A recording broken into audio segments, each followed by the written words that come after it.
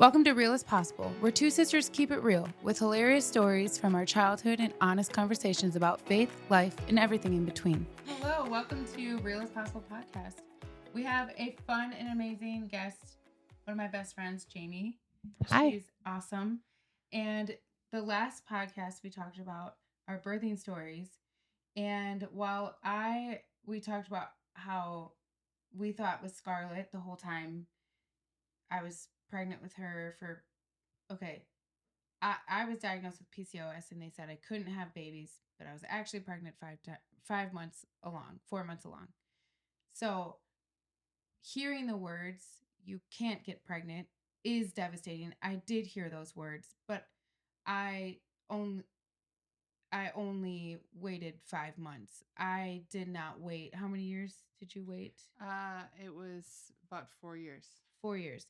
So through this thought process of talking about our, child or our baby stories, our birthing stories, I really wanted to pick your brain and really kind of bring awareness to women who are struggling with infertility or PCOS or anything like that.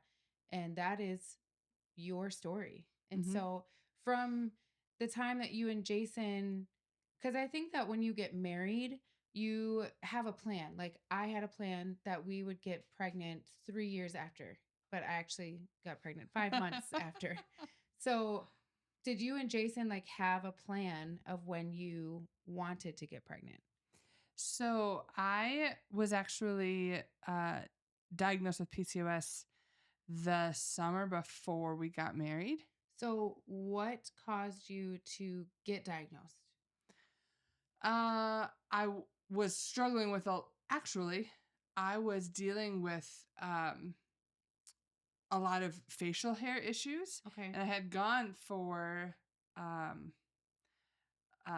like laser hair removal and it was not working. Okay. And so the lady there, she was like, we usually don't have issues with this.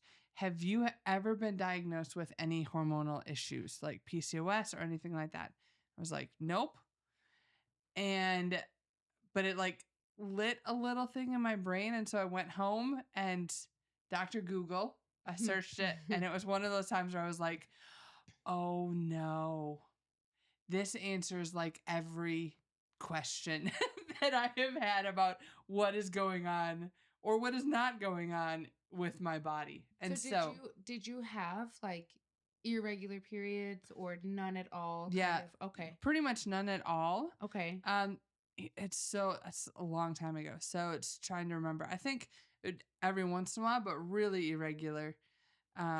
Nothing consistent and a lot of like issues with hair growth. And I mean, basically, PCOS is something that it's so like you can have PCOS and have like no symptoms, or you can have PCOS and have all of the symptoms. And I'm like on the all of the symptoms side Right. of things. Right. And so, yeah, so I had been diagnosed in that summer in June. And then I got married in October of that year. And so basically, Jason and I went into marriage with the idea, knowing that it could be hard to get pregnant. Okay. And so we're just like, let's just see what happens. Okay. I probably, if I had thought that it would be easy to get pregnant, I probably would have been like, let's wait a year or so. But I was like, let's just see what happens. And so basically from the beginning, we just like, we never protected. We're like, oh, we'll just see if it happens, it happens. That's great. And I really don't think that I had an expectation that it would take as long as it did. I was pretty naive. But yeah, there wasn't much of a plan going in. We're just see what happens. So, Right. So then you are at what point were you like, I might need to get extra help here? And what were the steps that you took to um, start the ball rolling? And also kind of bringing Jason's because here's the thing is I remember having my cuz we were leading worship together for since pretty much 2013, and I already had Scarlett and Bailey, and you guys were in the season where it was very known that you were longing to have a baby.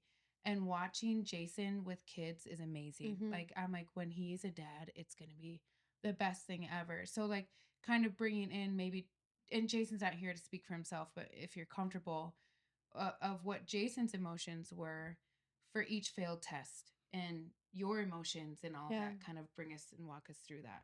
Yeah. Well, it's interesting because so I didn't really realize that it was going to be as hard as it was. It was probably the next spring, January, February. And so it had only been like 5 months at that point, but I started doing a little bit more research, and that was when it really hit, like, okay, this could really be a problem. Um, and so it was a while though, because I didn't really know what to do. And we were still pretty young in marriage. And so there wasn't this like really strong push to like, oh, I really want to get pregnant. That probably didn't come for another year or so when I was starting to really struggle. Um, the bright side of PCOS is that I never got a period, so I didn't have just like, oh, let's just take a test, because Yeah. there You wasn't don't like, know. oh, I'm There's not a expecting it. tracking. Exactly. Yeah. So there's no way to track or anything like that. But it was a lot of ups and downs. PCOS does so many random things to your body that it's like, oh, I'm really nauseous. Oh, could that be that I'm pregnant? So there was a lot of those like ups and downs. And it is hard. I think anytime you're dealing with that in a marriage, there's this twofold for the husband, that he is like, Jason was desiring to have kids, but it wasn't as fierce as I was. He was feeling all of that differently, but then he's also feeling my disappointment. So he's carrying kind of this double load of disappointment because he's seeing me constantly disappointed, as well as having to temper his own things, not wanting to put anything on me. And he was so gracious in that. I know that's not everyone's story, that a lot of women struggle with a lot of guilt internally, and then also guilt that's put on them by their spouse or partner. That's like, oh, yeah, that's really hard. And I didn't thankfully have to deal with that at all. But I think it was probably a year and a half into the process that I was like, okay, this isn't happening. Let's figure out what we can do. And so I went to just my local doctor. We had in the clinic, they had a fertility specialist there. And so I was like, oh, let's try this and see if she can help, what this looks like. And it was really just a lot of medications. So that's usually where they'll start you with, is all of the Clomid or Femera. It's where you get twins or triplets and all that. So that was always a little bit of a fear, because I was not prepared for that.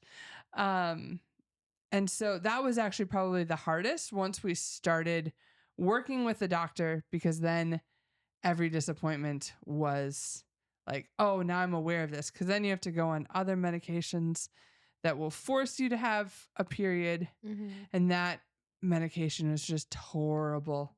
I remember telling Jason, like 5 rounds into that, I was like, don't let me make any decisions. Don't let me talk to any of my friends about problems. Don't do any of that, because it is all in my head. And so I just need to get it out. So just don't. I'm not, yes, exactly. I'm not to be trusted. And again, those are the things that I think a lot of women experience with like normal hormone fluctuations. I've just never experienced that. Yeah. And so, so it was like PMS. Yeah. But it was, you don't. I don't experience that. Yeah. And so, I'm like, welcome to my world once a month. That yes. week before. I'm Right. like, It's the week no before. one likes me. Yes. I have no friends. Yes. Well, now, Yeah. like, for me, because I don't get a period after my ablation, I have to read my body because I'm like, why am I being so mean? Like, what is this? Because I still get the PMS and everything, but now I don't have the period to Yeah. follow. So I'm like, oh, maybe it was my period. Yeah. Sorry, Matt. I have a broken uterus, so it's good times. Look at us. Bodies are wild. Yeah, they are. They are. So that's where I started, was with that doctor. And we were able to do, so again, even you kind of mentioned this in the beginning, like infertility is such an extreme, what people go through. Mm. And it's something that, just throw out a little tidbit, that if you have someone in your life who is walking through infertility, to be really cautious if your own story maybe has a little bit of infertility, because it's really hard. I would have people who would come up to me like, oh my gosh, I know what you're going through. We had to try for 6 months and it was so hard. And I'm just like, like that. It's just really hard, because if you're like on this spectrum, it's really important to recognize like, oh, I dealt with infertility, but it was like baby infertility compared to like IVF all the way. And I didn't even experience that. I'm kind of in the middle of that. And so just having that awareness of where your story is in that. But so I started with IUIs, which what I say with IUI is, in IUI, everything stays in. IVF, everything comes out and then goes back in. Okay. So that's that was always how I explained that. And so we did a couple of IUIs, and they just did nothing. And those were really hard. It's expensive. Insurance when it comes to fertility care is just ridiculous. And so we were able to do, I think, 3 of those. And then after 3 of them, I don't know why, but after 3 of them, they're like, oh, if you have 3 of them and it doesn't work, then it's not going to work. It's like, okay. And so after we did those, we took a little bit of a break again, 'cause I was just like, mentally, the war and the battle that is constantly there when you're dealing with infertility is so hard. And especially in the age when you're young, and all of my friends are having babies. And so I'm like constantly having to be aware of how I'm treating other people and not letting my frustration overtake them. And so it was really hard. But I think it would have been like maybe another year that I was just trying to figure out like, what are we doing? And then I finally decided that we needed to go to like a big kid, like the full thing. Like, let's find a fertility specialist, infertility specialist. Which again comes with a lot more expenses and all that. But I was like, we need to do something. And so I was able to find a fertility specialist in Madison. And I'm so thankful for that, because it was there that I basically found out that even all the times that I did the IUI, none of them had any chance to actually work, because we were always like, this is where it gets so technical, but you're always looking at like follicle size, right? So everyone has these follicles. That's where the eggs are. And the follicle has to be mature enough to release.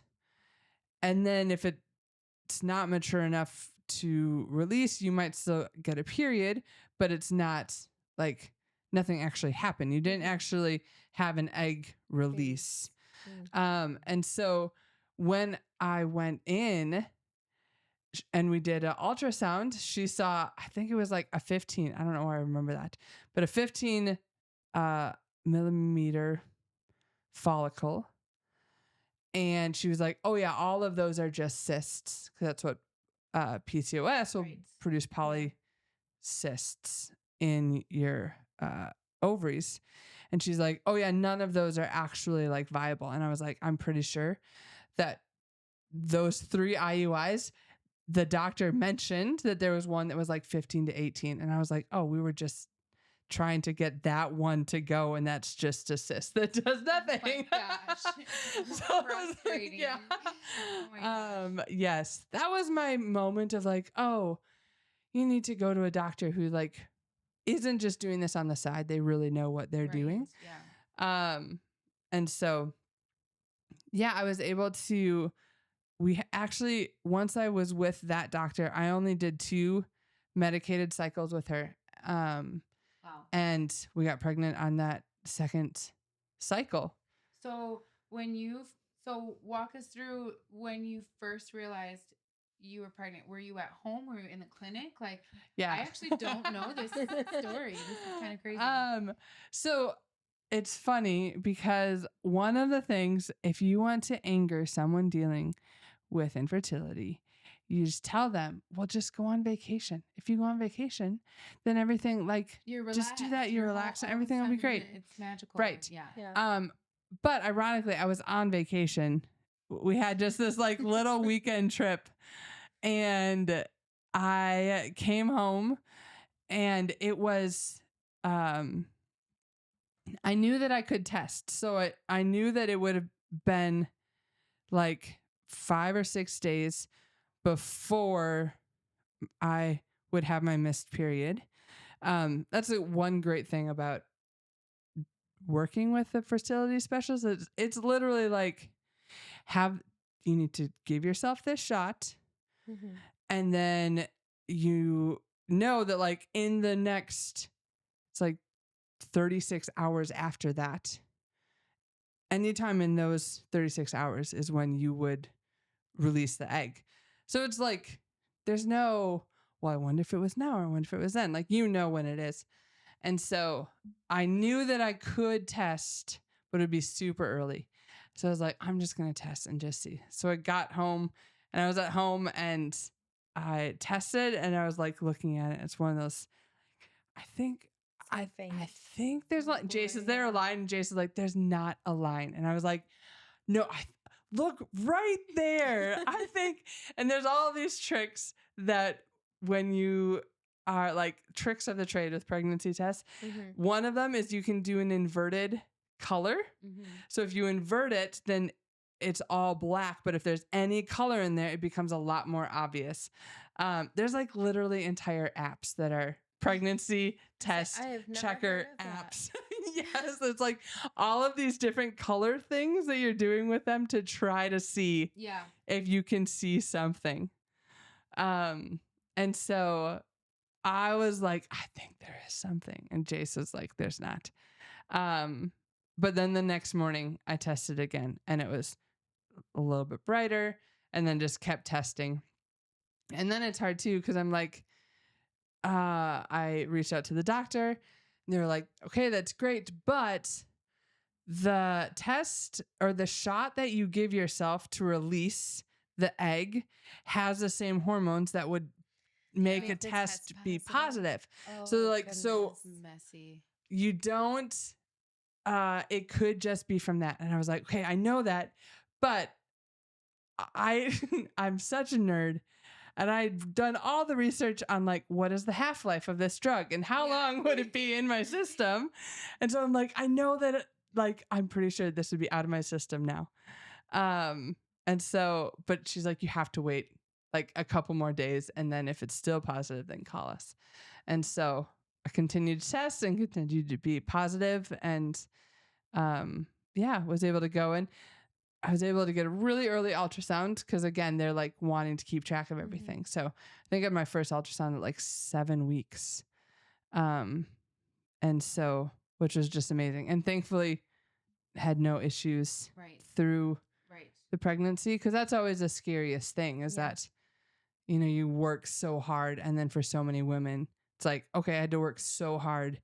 And then after that, now I'm finding other issues of why I can't like easily carry a pregnancy. Yeah. And so.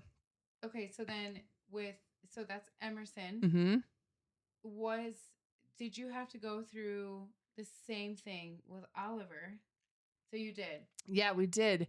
It was funny because I was preparing myself for the fight again. Like I said, it's such a battle. And so I was like getting myself going. And uh I really my brother and I are 2.5 years apart. And I always thought that was like a great age, 2.5, Yeah. 3 years.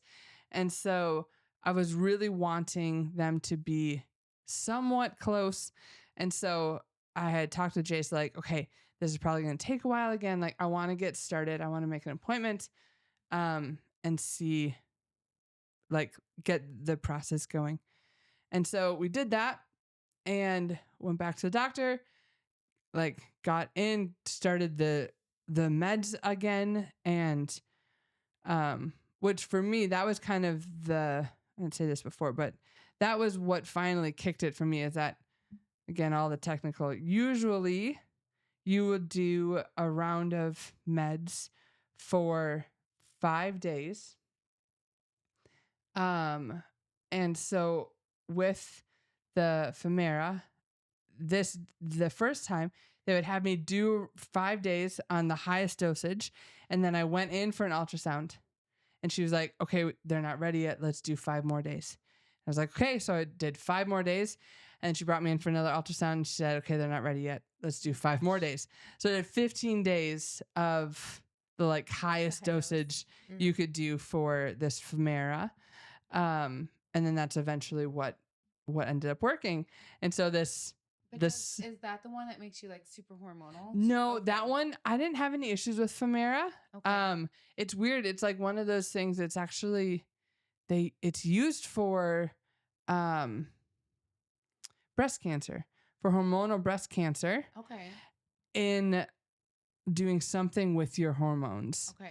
And so then I don't know how they found that it's like this weird side effect that it helps you get pregnant. Scientists. So, my yeah. Goodness. Um, no, that one I thankfully did really well on that. It didn't have any issues. But then so we went back for Oliver. I'm like, okay, let's try this and see what happens. We did the same thing. I think I did 15 days of the meds and got pregnant the first cycle. Wild. And so, yeah, it's so weird to me that I'm like, okay, we tried for, I think it was about 3.5 years before getting pregnant with Emerson. In all of those 3.5 years, and then Oliver, a little bit extra. So in all of those times, I have had 3 chances to actually get pregnant, and I got pregnant 2 of them. That is crazy. So it's like once my body does all of the stuff to actually get to that point, then getting pregnant is really easy. Yeah. It's just all of getting up to that point. Yeah. So it won't do that on its own. Were your pregnancies, like when it comes to Emerson versus Oliver, how were they the same and how were they different? Even her birthing. Yeah. And you can go straight into birthing with that too, because we just covered ours. So. Emerson, that pregnancy was harder. It was dealt with more sickness. I was working at that point, and so I think that was part of it, just being out and doing more. And so, but even in that, it was still like, as far as pregnancies go, it was great. Oliver was easier. But I think that was also just because I had the distraction of like, I had another baby. And so there was a lot more stuff that I was, type of busyness. right, that I was doing. And so thankfully both of the pregnancies never really had any issues, nothing scary, which I was very thankful for. And then, birth stories are, I'm the person that when a new mom is talking about, or when is pregnant, I'm like, I'm not going to share my stories with you because you don't want my stories. My stories are scary, not the encouraging encouraging stories. So we did have to do a trigger warning. We did. Yeah. Other one. Yes. So Emerson, my oldest, he was being induced. And so everything was kind of going, but it was just going really slow. Mm-hmm. And yeah, slow process, not really progressing. Eventually, they were like, your blood pressure's rising. We want to get that down.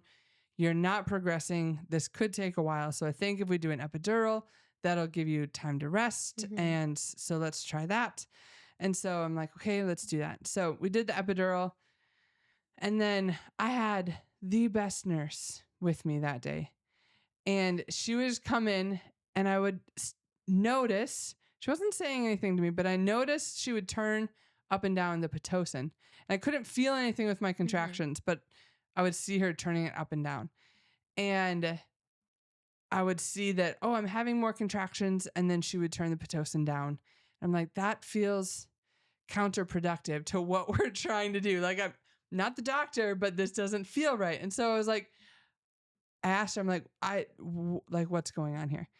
And she's like, yeah, we just see that anytime your contractions start getting big enough to actually do anything, that baby's heart rate is dropping and isn't coming up very fast. Yeah. And so we're not sure. We're just kind of watching it. And then I think it was an hour later. So I was induced went in like 6 a.m. At like 7 p.m. I think I'd only gotten to 5.5 centimeters. And she just came and she was, again, so sweet and so gentle. And she's like, so I just think that we need to call this. Baby is not, he's fine. Nothing is wrong, but he's not handling this well. And I don't know, we don't know why he's not handling it well, but you're not progressing very quickly. And so everything is fine right now. We're not in an emergency. Yeah. And so I think that it would be really wise to make a decision to do a C-section before something actually starts going wrong and we're in an emergency. And so I was like, okay. And it was, fast, like everything starts moving then really fast. And so they did the C-section. And, you have these weird, like I have some very vivid memories of the C-section. I had this blanket. They put this blanket on me. It was so warm. I was so tired. And it was just like being hugged by this blanket. And the anesthesiologist, he was so nice. And he just sat and talked at my head. Did you And have Murray? I don't remember. Murray He was an the older best, guy. Yeah. And so, but I was kind of in and out for a lot of the the C-section. But the one thing that I remember her saying is that as she was like delivering him, she was like, oh, the cord's up over his head. She never would have been able to deliver him. Right. And then had that realization of like, when you're in the birthing classes and they're like, okay, so basically like worst case scenario is that you're pushing and the cord comes out first. And that's when a nurse like jumps on top of you and pushes the baby back into you until we go in to get a C-section. Because if the cord comes out, then it stops beating and they can't breathe. And so it was one of those moments of like, holy cow, that could have been really, really bad. But thankfully we were able to not do that. And everything went smoothly and it was great. He was healthy and that was great. Yeah. With Oliver, I had decided that I wanted to try VBAC, which comes with its own list of so scary things. If you've ever dealt with I didn't do a VBAC. I was terrified. Oh I was like, gosh. Just do another C-section, please. Because I was terrified of the whole like hemorrhaging. Yes. Yeah. That's what I was scared of. Yeah. And the paperwork that they make you sign, you walk out of the office and you're like, I'm gonna die. Like there's that's what's going to happen. But because I was like, I knew that the reason I couldn't have Emerson was because of the cord issues. I'm like, okay, let's try this and see what happens. So it was basically kind of like a trial of labor knowing that I still might not progress, because PCOS can mess up that kind of stuff. Like it messes up all the hormones you need for breastfeeding, which is a whole other story Talked about that. Yeah. of like struggles with breastfeeding and all of that. But I was like, let's try it and let's see what happens. So with Oliver, I will always blame my job because I had a really stressful meeting at my job that day at the church, and it was terrible. And I came home and I was at my parents' house, and I like felt something. I was like, oh, I think that might have been a contraction. And I'd never felt contractions outside of a hospital. Never had Braxton Hicks, never had anything like that. And so that was like 5:00 on Sunday night. And they were somewhat consistent throughout the night. And I was like, okay, I think this is a real deal. And this was 4 days before my due date. And so went home, they stayed consistent. And so it was like probably 2, 3 in the morning that I was like, okay, I'm struggling here. Like I can't sleep. These are keeping me up. I'm contractions every 5 minutes. Like, Jace, I think we need to go in. And so we went Go in. And they checked me and they're like, you're at like 1.5 centimeters. This isn't real labor. And I'm like, being told this isn't real labor is, I'm like, what do you mean it's not real? I don't like, do you think I'm just faking this here? Like, And so they're like, go home, like try to take a bath, try to calm down. You were try and take a bath. Yeah. You'll have to listen to the first half because we just talked about ours and it's like almost identical. Yes. And so did you take a bath? I think I did. It did not help. Do you know how hard it is to get out of the bath when you're 9 months pregnant? And so, I, through the entire day, it was still like, I was consistent every like 2 to 5 minutes was having contractions. So we went in, I think that afternoon again. I'm like, okay, it's now been another like almost 12 hours. I'm still having consistent contractions. And they check me and they're like, you're at a 2. Like, this isn't. It is so labor. You aren't in active labor. Yeah. We can't admit you unless you're in active labor. Yeah. Right. I'm like, so what am I supposed to do? It's now been like 24 hours since this has started. And they're like, well, I'm like, can I do a C-section? And they're like, this isn't emergent. So we can't do a C-section because insurance won't allow us to if it's not an emergent C-section. Right. And I was like, okay. So I'm like full panic mode, just like, okay, I have to deal with this, I guess. Yeah. And I had a C-section planned for the next week. I'm like, okay, so I guess I have a week of dealing with this. Oh yeah. Like, that's literally what they're saying to you. They're like, just go home and ride it out. Right. Yeah. It was terrible. So I was just, my brain was not in a good place. Went home, went through the whole next day, through Tuesday. I'm like, seeing, is there any way we can reschedule a C-section earlier? The doctor's like, I'm sorry, I don't have any openings. Like miserable. Yeah. Yeah. Well, and they were consistent still. The doctors tell you what your dilation is. Right. And you're going based off of contractions, which is what at the timing you would go in. So then it's like, so now it's like, I wait for the water to break and have my baby either in the car or in the house. Right. So that is scary. Yeah. Because you're just like, because now you're at this mindset where it's like, it's probably nothing now. I'm probably 3. Right. They'll just send me back home. Right. Which is eventually what happened is that, so it continued contractions every 2 to 5 minutes. They never let up. Then the next, so Tuesday overnight into Wednesday early morning, it was like 3 or 4. And I'm struggling. It's so much pain. The contractions are no closer than they have been. But in so much pain. And Jason, he came upstairs. He's like, we need to go in. And I was like, no, I will not go in. I will lose my mind when they send me home again. Yep. I cannot go in. Mm-hmm. And he left me alone for a little bit and came back in like an hour later. He's like, Jaimie, we have to go in. And I was like, fine. So we go in and they check me and they're like, you're at 7.5 centimeters. And I just about started crying. I was like, so I get to stay? And they're like, yeah.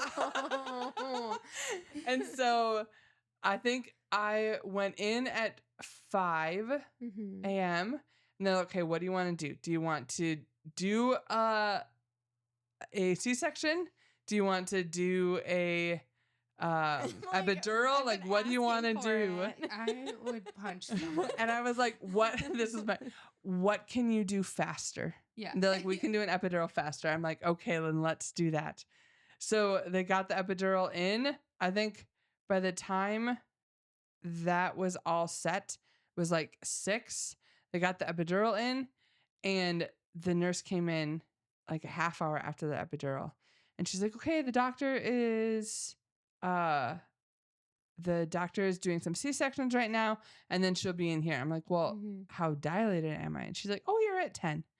I was like, oh, okay. It's so go time. It is one of those, Yeah. like, I've thought about that if I had been more stubborn, which I have known to be stubborn. Like I was 2 hours away Yeah. from being at home and having this baby at home because I wouldn't have gone in. And so thankful that every once in a while my husband stands up against me and like actually pushes me. Excuse me. Yes. It's actually really hard for me to watch you go through this. We need to wrap this up. Yes. Yeah. And so then with Oliver, so Pushed was able to have a successful VBAC. That was great. They put him up on my chest, which is something that I'm like so excited about because I didn't have that moment. Yeah. With Emerson, they had put him on my chest and he's like rolling into my face because my arms are out here. And I'm having to I had to ask Jason, can you take Emerson? Because I can't hold him. And then I'm like, man, the guilt that comes in that of I just asked him to take my baby away. I should want to hold my baby. So they give me Oliver and they put him on my chest and I'm like, something's not right. Like instantly. I was just looking at him. I'm like, this is not right. Yeah. And it was like I was holding him for like 2 seconds and then they took him and they're like, he's not breathing. And so they took him, finally got he was making sound. So he wasn't not breathing at all, but he wasn't oxygenating enough. So he was turning blue, just super limp. And so they took him over to the little bed and they're working on him. Yeah. And they're like, okay, he's basically he's not oxygenating. We need to go take him to the nursery and put him on oxygen to help figure out what's going on. And I was like, okay. So they he's born and within a minute he's out of the room. Yeah, that's how Liam's was. And so did he get the astronaut helmet or was it more on I don't know. Oh, so you didn't get to go. No. They just were like, the nurse came back in. Yeah. She's like, okay, he settled there. This would be a great time for you to just relax, get some sleep. And I was like, you just took my baby. I don't know why he's not breathing. Yeah. I'm not going to sleep. Can't do that. Yeah. Also, can I just make a side note? They're always like, you need to sleep so you can heal and rest. And I'm like, how? When you come in every hour with this beeping machine. And then the cup is like, squeeze. Yeah. And like, beep, beep, beep, beep. They're like, why aren't you sleeping? I'm like, are you kidding? Yeah. Yeah. Well, I remember they're doing their job. We love you nurses, but that's rough. It's a hard thing to do. I remember so Liam with he was pretty much the same story, except I didn't go in every time because we made phone calls because so we already got sent back and all that. But with Liam's, they took him back right away and I said, Matt, go with them. I wanted one of us to be with him and clearly I couldn't. Yeah. Right. So they took him to the nursery. They put the little astronaut helmet on him and had his oxygen. He was there for 12 hours. And I got to go after they were done cleaning me up and getting me ready and everything like that. I got to go in there, but I didn't get to experience the first hold or anything. Yeah. And so when Lainey was born, hers was like textbook. It was so great. Like if I had Liam's pregnancy with Lainey's birthing with Liam's post mental health, Yeah. I would have probably kept going. Yeah. You know, but it was just like so much. And then with Lainey, it was like I got to experience the whole like I got to hold you after you were Yeah. born and stuff Yeah. like that. Yeah. And you, Joe, actually really got to when Bailey was born. Remember, not Bailey, Ellie. When Ellie was born, because you had a C-section with Ellie, it was planned. Everything went smoothly. But you and Joe did not get to experience that chill bonding moment Mm-hmm. until Ellie was born Right. because the other girls were so Yeah. quick. Like And we they had to didn't do do these skin on things. skin. That wasn't a Mm, big thing. mhm. with Yeah. the older two, but with and then Fort is a big baby Mhm. hospital. It's I amazing. love their baby. And Yes. I had a really good experience. Ellie's was a big redemption story for me, but like not mentally. The whole Yeah. physical side of Right. it was really good, but I think um with Scarlett's was the same way. Like I didn't see her they put her on me, but like then they swooped her away, Yeah. and I didn't see her for 5 Right. hours after that. Yeah. 'Cause Yeah. she was actually fine. It was me. Mhm. I had to be taken care of. Right. And I woke up to a nurse like rubbing my fundus. Oh, I Like, hated she that had her so much. elbow in. And it was a I good felt like friend the of lady ours was that like, on "Hey, me." what are you doing?" She's like, "Just rubbing your fundus. Welcome back." My lady was like literally like her whole body was on me pressing Yes, in on I'm my like, gut, and I was like, I know what you are need you to do it, but doing? I don't like Yeah. it. But like if your body isn't like I wasn't breastfeeding at that time Mhm. because I was out of it, and I Yeah. guess like when you're breastfeeding, it causes your Right. uterus to contract, Right. and it Yes. helps your fundus harden and all this stuff. When and I like, yeah, breastfed, because Lainey, so Liam was not, and we were saying this in the other one, Liam did not latch good. So Mhm. I only did like 6 weeks with the supplementing involved because he was failure to thrive. But with Lainey, she was a pro. She latched on amazing. Yeah. She was textbook, but again, she made it about 6 weeks because then I had been put on a medication because I had postpartum really bad, and it was a pump to dump. Like, and it Yeah. was just Gotta do what you because, gotta do. yeah. And at Yeah. that point, like, I could not mentally do it all. Yeah. Like, Mhm. I had a supplement still pump to receive, Right. but I had to throw it out. So Right. all of this hard work was being tossed, Yeah. and my mental state was not there. Yeah. So I was like, I have to eliminate something. And sadly, it was that I could not Yeah. feed her And she's breast fine. milk, and she's Yeah. fine. So for PCOS though, for breastfeeding, Mhm. was that a struggle, or were you able to successfully, Because you were Right, able yeah. to. Yeah, I was able to, but I had to supplement. Yeah. They would have starved. They Yeah. would have starved That's, without it. yep. You were saying that. I so no. Short answer, no. I actually had the lactation consultant come in. It was like a day after, and I was trying to breastfeed. We were like doing a little bit of bottle. Mhm. The lactation consultant came in. She's like, "Has anyone talked to you about how it can be really hard to breastfeed with PCOS?" And I was like, "No." Mm. I'm like, I'm 24 Yeah. hours into this. I'm like, no. So she starts explaining to me like this Mhm. can be really hard. Mhm. And so we tried with him. There's this SNS system. So it's wild. It's like a little syringy thing. Mhm. And then Yeah. with a tube. Yep. Yeah. And you have to like corner Yep, it in their yep. mouth. Kind of like Right. a trickery thing. Right, exactly. It's Yep. sugar water, isn't it? Like, is that the one? Because Liam was given sugar water. She would do it with the actual. like Yep, either formula or Okay. Or breast milk on right. top of yeah. So it's to try to encourage them to latch and see if this works. Mhm.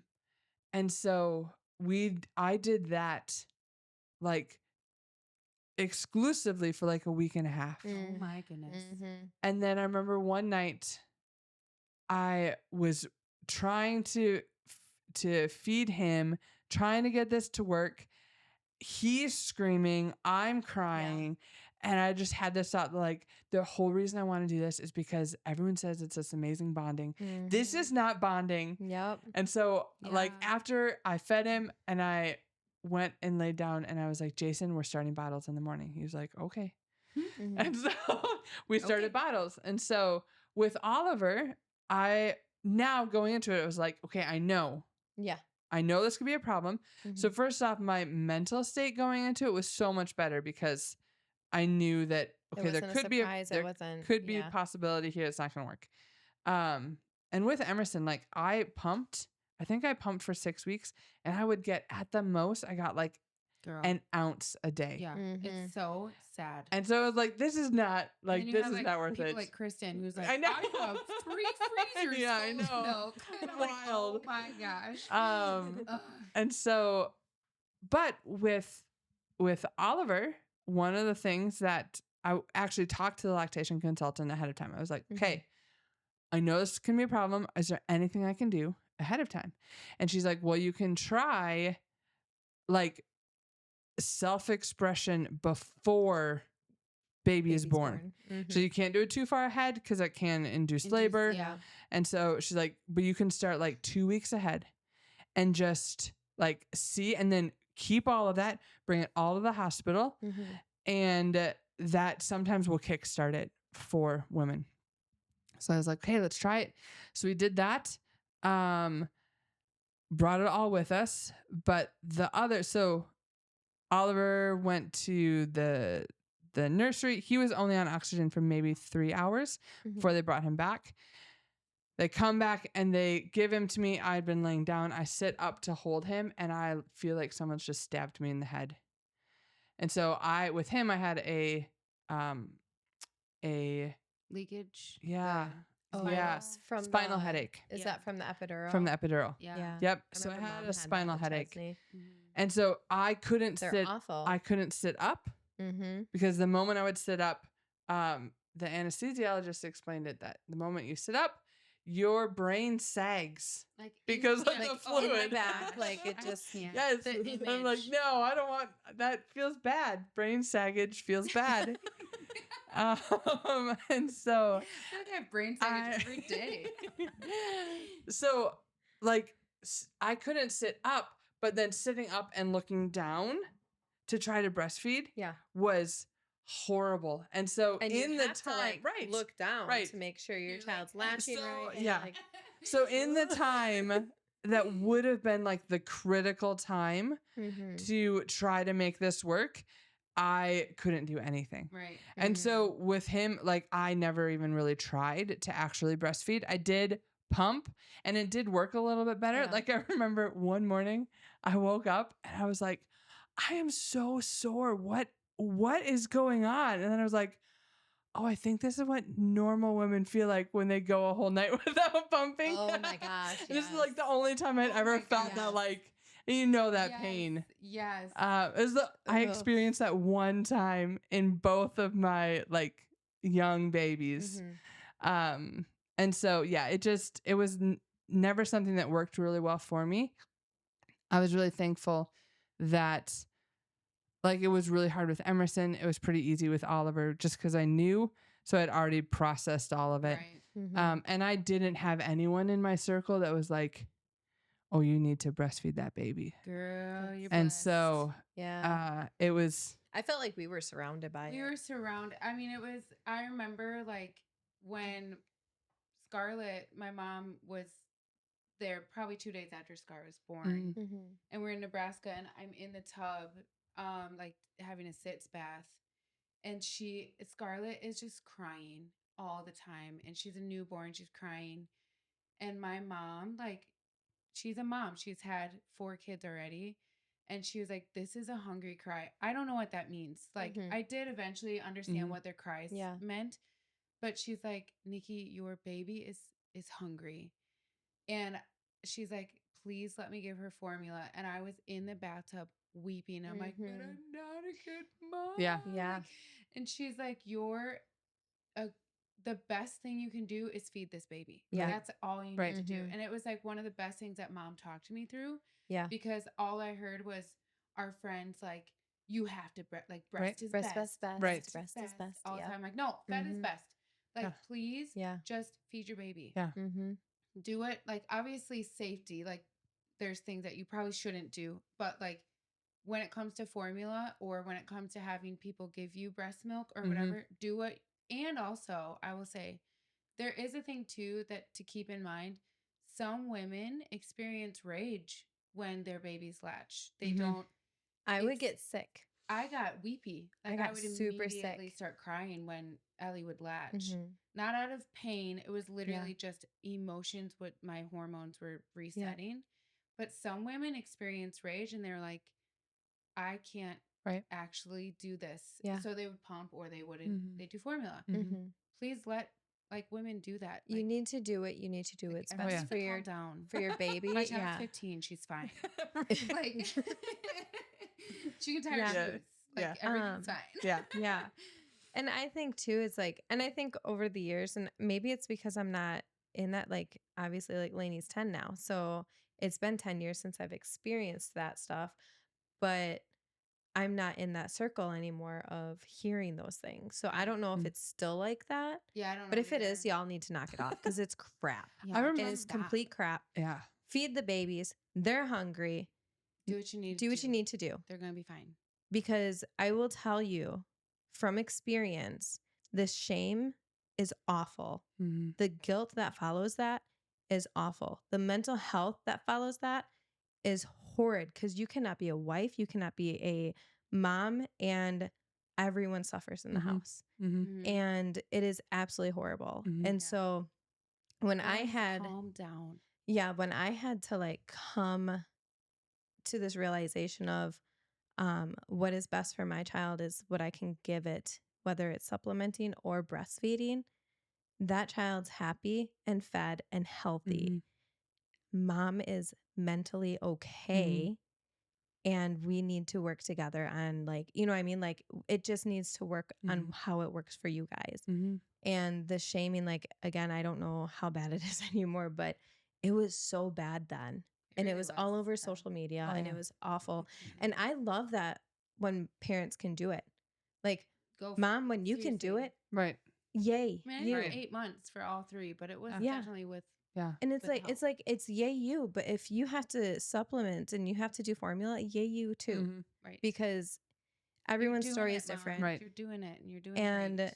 Liam, oh my gosh, that child got to sleep a lot better, and so did we. Yeah. It was Yeah. it was still hard, Yeah. but he was fed, Right. he was full, and he was able to sleep better. Right. It was never perfect, still isn't, but we try.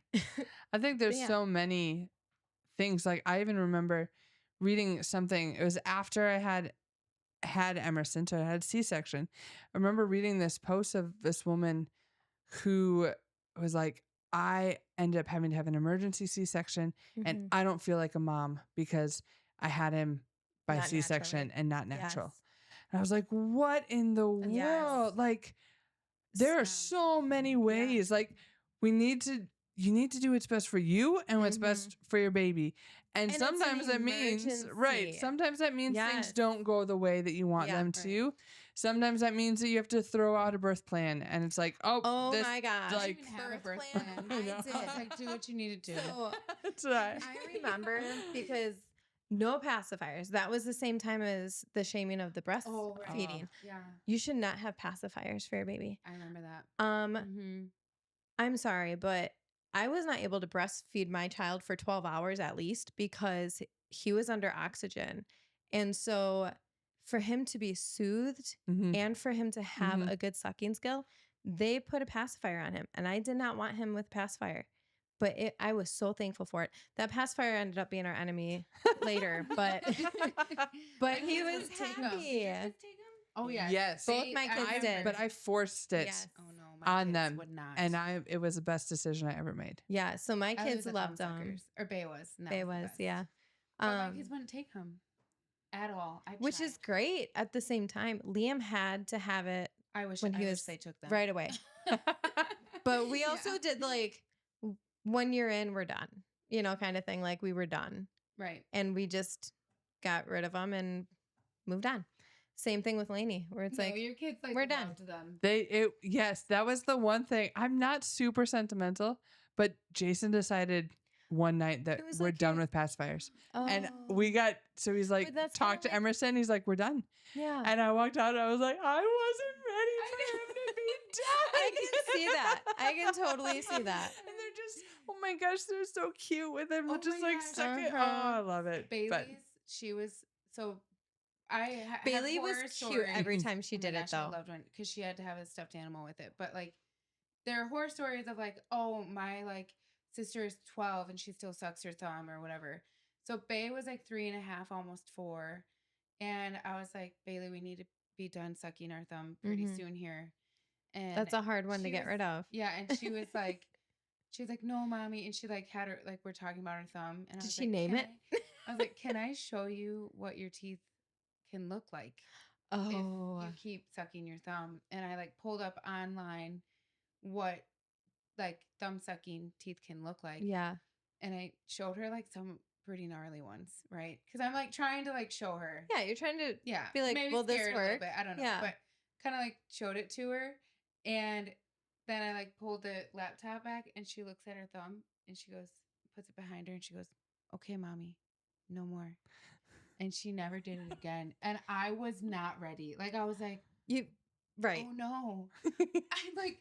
I may have ruined her. She's fine. She's 12. She doesn't suck her thumb, but like she's doing great. Her teeth are great. But I was sad because I really wanted her to keep. Like I was like, wait, Yeah. I thought this would be like a process. Yeah. And we all hear Yeah. so many, like you said, we hear horror stories every time about these Right. things. And the Yeah. cute thing about Bailey, though, is when she would suck her thumb, she would twirl her hair, and her hair had She a permanent still- curl. she She still twirls. Yeah, Yes. when she's tired. But it was Are like you a telling us talent. we should be done? You wrapping us up, Joe? Oh, you're just okay, sorry. stretching your legs? You just okay. Oh, okay. Okay. I sucked my thumb until I was 5. Oh, I didn't know that. Uh-huh. Wait a minute. And do you do this? no, I had, so my thing was, everyone has a thing with Oh, they sucking do. their They thumb. do. So I had this stuffed bear or the stuffed bunny, and I would pull out his hair from his tummy, and Like I would out? roll it into a ball, and I would rub it under my nose when I sucked my thumb. And so that's what I did. So my mom would find like little fuzz balls everywhere. So did But that it was bunny have anything left? no, I just not from his tummy. His tummy's like bare. Yeah, so weird. But I Do you was. still have this bunny? I don't know. I might buried in somewhere. So I was getting ready to go to kindergarten, and my dad is like, "You're gonna have to go to the doctor. You know, you go to your doctor before your kindergarten." And so apparently, I don't remember this. This is what I've heard. That he sat me down and he said, "Jaimie, if you're still sucking your thumb before kindergarten, then we're gonna have to take you to the doctor, and they will cut off your thumb." Who told you this? Your dad? It sounds about right. And feel then like I this is stopped the sucking my generation. thumb. Oh, your dad is the best. It So worked. it worked. Yeah. That was Put my something bitter brother. on it. My brother, they put the like spicy stuff on his thumb, and he would suck it off. Like Like just it never He's phased "Whatever, suck through it. don't Yeah. kiss me." Yep. That's So, hilarious. yeah. What was your thing? For what? Because mine was I always pinched, very light pinch. I she still do. pinches the inside of your I do. arm. So if I do it with Ellie Nikki does that. still, She and still Ellie pinches. does it, and she does it to me, and I'm like, girl, I understand, and I just let it happen. But I I pick still my will do it lips. to you. I've been doing it this whole time. I pick my lips. That's like my thing. When So you is that suck like your your thumb? comfort? I never sucked my thumb. My comfort was always like picking. You I were pick. I'm a you are a picker. picker. Interesting. Yeah. Yeah. We were just talking. Matt and I were just talking about that today. Yeah. I just I was like, can't- Nikki's a picker. Yeah, I'm always picking. You've my always, lips. yeah. Always. And I remember growing up when I was really little, I had to get the sleep out of my eyes that was the number one thing. Well, I would hope when I that's a was, norm like, for 5. everyone, though. I was like, I don't know why. It was just well, like you a also thing. have cricket feet. What does that mean? You always moved your feet, Oh, like when I get warmed in them the up, the bed, little cricket, like a I cricket, get in the bed. I like you have to like oh my rub them gosh. together. We have some Yeah, cricket feet. sensory processing. Oh, I do. We I'm not were even gonna- in New England There's for a lot of week things together, and I- you're like, I know. Wow, she's got some weird quirks. Like I do some weird things. I get overstimulated. I have sensory stuff, ADHD. I don't care what you diagnose me with because I already know. we make But I this work embrace it. I love colorful. it. Yeah. I love it. I've learned to like love my ADHD. Like Jamie's like, what do you like to eat? I'm like, so here's the thing. I like it if it's like this texture, but not can't do inside this texture. but also this. And I'm like, And it's texture a- doesn't bother me. Like certain things will. What do you mean? Like What do you octopus? How do you? I don't think so. Matt and Liam will eat How are you octopus, and not I a- can't do that. Delicious. No, it's the texture. It's that cartilagey, It's crunchy, crunch, eating crunch. Rubber bands. It's not. It's not. Then you have not had good octopus This Or is from good a rubber buffet. bands. or good rubber bands. Or good Truth. rubber bands. Like- I'm sweating. I can't even imagine eating the way you guys eat when it comes to your weird. Oh, Fish, you think shrimp is Seafood, the same right? thing too? Yeah, the like That's the only thing I've delicacies. never. No. But I've never had the good kind. Of what? Octopus. What do you mean? All of I it. guess it's There's there's, a good according kind. to Jaimie, there's a good kind, and now I'm curious. Oh, have you tried octopus? Wait, yes, have you but tried I've had it where it's from live. no. And Uh, like stick to your. What? Have No. you No, I just watch people try to eat it, and it's like sticking to their mouth. like suction cups? Uh huh. Yes, and they're like, and I'm like, what? Why would you? Why would you? Why? No. I would choke. This is just It's what we Weird do. food. It's just a weird Well, like. speaking of weird food, let's wrap it into this. What were your guys' pregnancy cravings? Ooh, Whoppers Junior. Oh, that's right. from, Burger King. Burger Blech. King. I am not a Interesting. Burger King person. Oh, I love Burger King. You were with Ellie.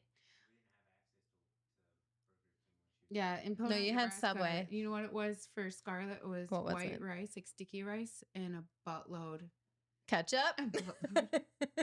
of soy sauce. Oh no. I just wanted, Yeah, no. popcorn too.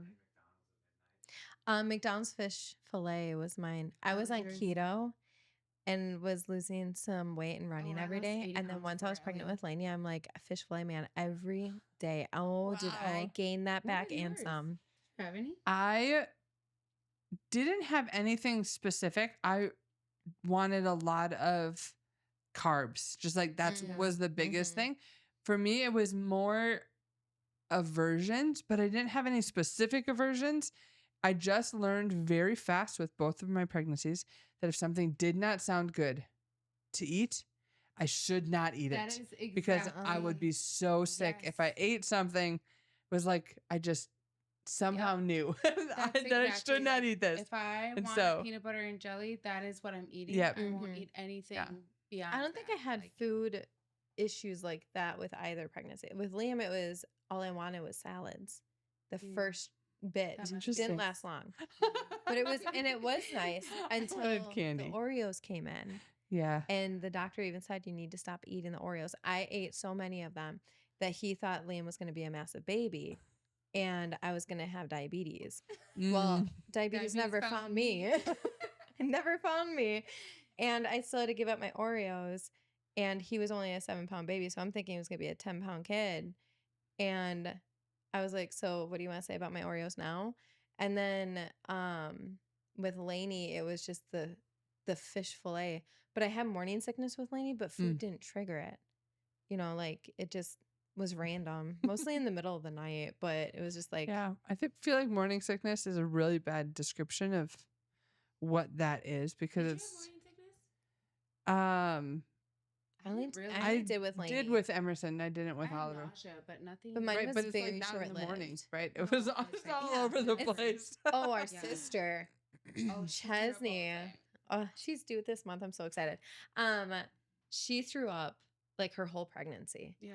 And we Rebecca. were with her Oh, That she one threw up the time whole in the way car. to like Geneva. And like, Nikki's just like in the back. so Oh my sweet. She's gosh. like, You're "Oh, okay, Chessie, baby." it's She's okay." Like our little sister's just throwing up in the back, and then, but also like very trying to be sensitive, but also rolling the window down because it smells. But, like, So "It's she's fine, like, Chessie." so she's like, you know, in the bag, and we're at this restaurant trying to find a place to park, and I'm fine. I'm like, I'm doing fine. I'm not worried. Nikki's like, oh, it's okay, and I'm just like, I'm just gonna keep going. Here's a bag, you know, kind of thing. Like, just keep going. And Chesney goes out to throw it out, and I was completely fine until I look back to check to see how she's doing. She saw the tosses bag? the bag, and I see the puke, and I'm like gagging. Ugh. Ashley can't All the do way snot. in. Like she There's can't. certain things I Ugh. can and cannot do when it comes to body fluid. Oh, I'm Poo not I can good do with pretty it. good with. Used to cleaning that up. But when it comes to snot, it was Scarlett that made me realize that. She like licked her snot. Oh, it was so bad. No, it wasn't even a lick. It was like a spaghetti noodle slurp. And I'm like, no, thank you. She was like 3. And I had to call you over. I'm like, I can't as I'm gagging. You know who has a I'm bad like, gag get over reflex? here.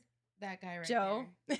He is like, if I would throw up, he would leave. Like he's not that like you dream of someone holding your hair back. Joe's like, That's what you dream of? well, you know, like that's like chivalry. Like, oh, I'm throwing It's okay, up. babe, Like, I he's got gonna you. Joe's And you like, hold I that will hair throw back. up in your hair.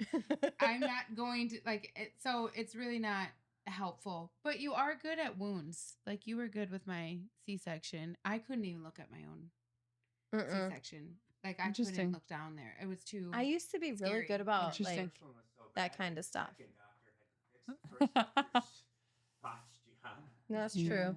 Yeah, she was like, "Did you have an emergency C-section?" I was like, "No." She's like, Well, it looks "They like it. cut you open like you did, but we're gonna fix it." And I was like, "Listen, lady, I don't care what it looks like. I'm not going to be in a bikini contest anytime soon. It's Yeah. fine." So, anyway, thank you for Yeah, thank you. giving us all of. We were just saying that knowledge is power, and it is so good to know these things, so that because we have actually a lot of really, we have some friends that are just getting married and wanting to have babies and having to talk through some of these things because they possibly might have PCOS. And so actually have a few friends that are walking through this. So it's good to have Jaimie just bring some awareness to these young women and just to also know what to say and what not to say and try to be really, you know, sensitive to what they're going through, because I think there's a lot of times where, you know, grandma's excited. She's like, when are you going to have babies? And, you know, there's a lot of those questions. And so it just brings up a lot of, you know, hard moments of having to be reminded, like, well, my brother's having babies, but I'm not, or whatever. And so it is good to be more aware of what you're saying and what you're asking. And yeah, it's so important because whether they're like, no matter where they are in the process. I remember even after I got pregnant, I had a like a friend of the family who was like, so how did it happen? Like, how did you get pregnant? And I was like, that is such an inappropriate question to ask me. Like, I'm, you have children, so do you want the birds and the bees? So it's like just recognizing when things are appropriate and when they're not appropriate, and when you have relationship, and just being aware of where people are, being aware of giving people a heads up. Like if you have a friend who's dealing with infertility while you're also like getting pregnant, one of the sweetest things you can do is give them a heads up and give them space to know, like, hey, I know that this is going to be complicated for you. I know that you want to be happy for me. And I also know that this is really hard. Yeah. And so I'm not going to spring things on you. Just being aware that when you're going through this, everything gets a little bit more complicated. Yeah. And so, yeah, just having that awareness. And I would say when you walk through infertility, it kind of feels like you get a PhD in all of this stuff. And then you get done with it and you're like, does anyone want to know about all of this information that I just gained? So, so thanks for giving me an opportunity to talk about it, because it is something I'm passionate about, just letting people know that they're not alone. There's a lot of things you can do, that you should take active steps. You should not just wait around forever if you're feeling frustrated. Like, that's something I definitely would have done differently in my journey, has been more proactive. And so, yeah. I definitely learned through your journey of what to say, what not to say, and like just being more sensitive. So it actually gave me a chance, and even like men too, you know, like teaching other men like to mind your womb kind of thing. Like, don't ask those kind of questions, because obviously you talked about like there's a relationship there too, but for one of my friends in Nebraska, you can tell that every time they talk about having a child, her whole demeanor changes. And it's like, okay, maybe like read the room. She's actually not doing well with this. And so it's taught me to be really sensitive to other women. Even if they haven't mentioned that they're having a struggle, you can kind of tell, you know? So thank you, Jaimie, again. Thank So- you. Also, Thanks for we having gotta me. point out that Emerson is the reason that we Oliver. tried for Is it Emerson or Oliver? Emerson. Oh, it was Emerson was the because reason we tried. Oliver's younger than That's true. Yeah. Yeah. When Emerson came into this world, that's when Joe was like, we need to have another baby because I want a son. And then we had Ellie. But really, it does feel like Oliver and Emerson are our boys too. Like we kind of just throw our children at each other all the time. So it's kind of fun. But anyway. What a statement. What? Those boys are like my boys. Sorry. Like, I love it. So I love it. I'm not disagreeing. It's like I have claimed your children. You have claimed mine. We're Maybe at that point. someday that'll be legal. Maybe. So, not to claim your children. Yeah. Our kids get married. Yes. That There would we be go. cool. Okay. Anyway, thanks for listening. Goodbye. Bye.